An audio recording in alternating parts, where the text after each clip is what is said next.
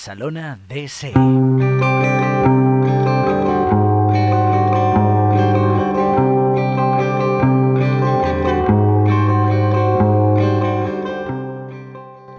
Daniel J. Meyer presenta la seva òpera prima, on enfronta la realitat amb l'amor ideal.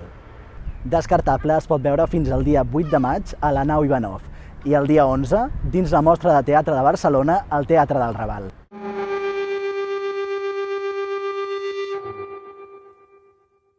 ¿Qué es Descartable? Es una obra escénica, vamos a decirle, que mezcla muchos lenguajes escénicos, como ser la videocreación, la danza contemporánea, aunque tampoco lo es, más bien el movimiento, una escenografía móvil constantemente y un componente visual muy importante y muy preciso en cuanto a lo cromático, por ejemplo. Es todo blanco y negro y tiene ciertos golpes de color muy precisos. Una estètica molt popi. Sí, una estética muy ¿Y pop. per què? Porque es básico para atraer a la gente a la que quiero hacer reflexionar. Ets un moderno. La música y la estética es súper moderna porque considero que si quiero hacer una crítica a la sociedad moderna, bueno, es como lo típico, ¿no? La revolución se hace desde dentro.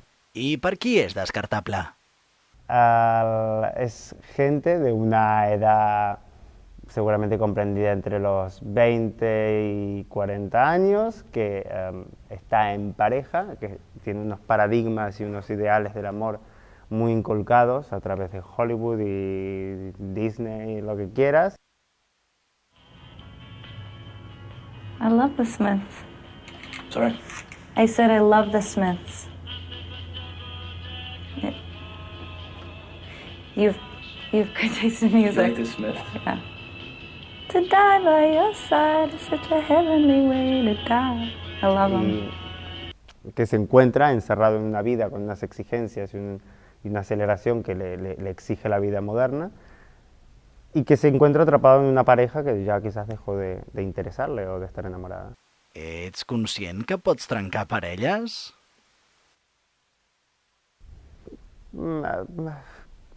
Sí, pero creo que, bueno, lo que puede hacer es que sencillamente se vayan a su casa y seguramente cuando se sienten en la televisión a ver la tele y no hablen de nada, los dos por dentro estén pensando de ¿vale la pena que sigamos juntos o no? I qui no pot venir a veure Descartable i millor que es quedi a casa? Bueno, alguien con una idea muy puritana de la vida, yo creo. Alguien con unos valores bastante cerrados y estrictos, yo creo que no le gustaría esto. Meyer, existeix l'amor ideal? Ojalá. No lo sé, yo no lo he encontrado. Com és l'Anna? L'Anna és una persona amb unes fortes ambicions, vale? Sap molt bé el que vol.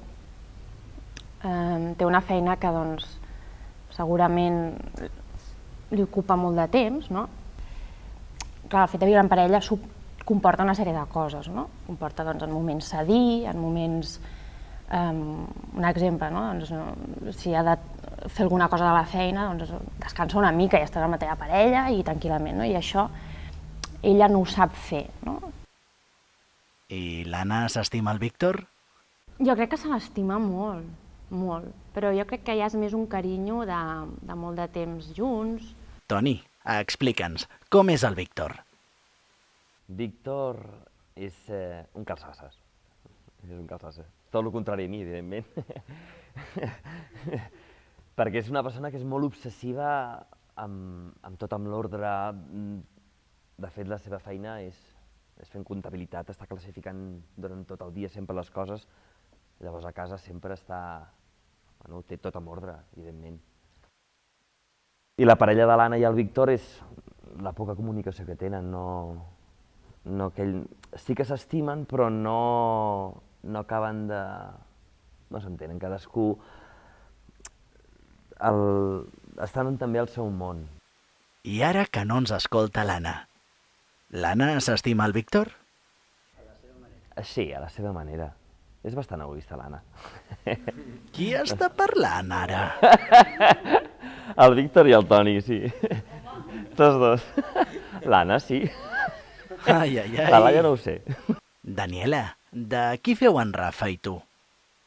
Doncs Rafa i jo fem de Narcís i Eco, Tristany i Isolda i uns avis que representen una mica aquest amor, amor que dura en el temps, que no s'acaba, i ens insertem dintre de la trama de la història d'Anna i Víctor per contraposar una mica la seva relació contra la relació d'aquests personatges mítics i literaris. Funcionen una mica per contraposar i perquè la història d'Anna i Víctor sigui encara més forta, més dura. Narcís i Eco és la primera història d'amor idíl·lic que contraposa amb Victoriana i és la primera vegada també que a l'escenari hi ha un moment de llum, amb color i tot canvia de cop i passa d'una fredor a ser tot més càlid i bueno, es nota molt la diferència entre la relació actual que tenen Victoriana i les històries d'amor idíl·liques que expliquem Narcís i Eco, Tristany i Isolda, que era una òpera, o la història dels avis, que no està basada en cap història, però està basada en moltes històries reals, potser, de qualsevol persona. I estem acostumats a un tipus de teatre on l'amor és l'amor, i Shakespeare, Romeo i Julieta, i tots aquests tipus de mites i de contes i d'històries, i avui dia no és així. La vida del carrer són victoriana i la gent s'estima i de cop no s'estima i de cop deixes d'estimar i vols tornar i no vols tornar i vols estar i et divorcies i et cases i va com va.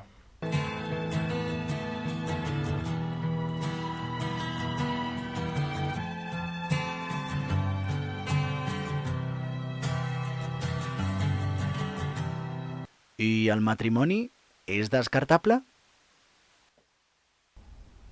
Creo que el matrimonio no es descartable como idea de unión de dos personas con unas voluntades de estar juntas por un tiempo indeterminado.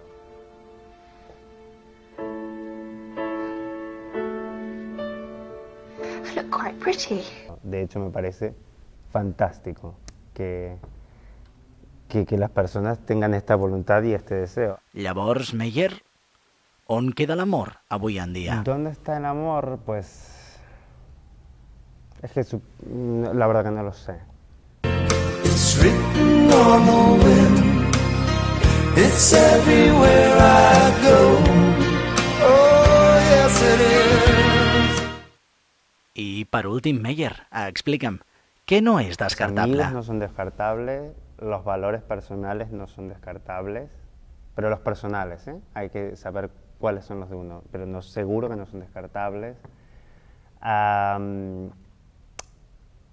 A partir de ahí, claro, para mí los amigos no son descartables, para mí tampoco la familia es descartable, bueno, depende de qué miembros, pero claro, entonces depende de cada uno. Louis, I think this is the beginning of a beautiful friendship.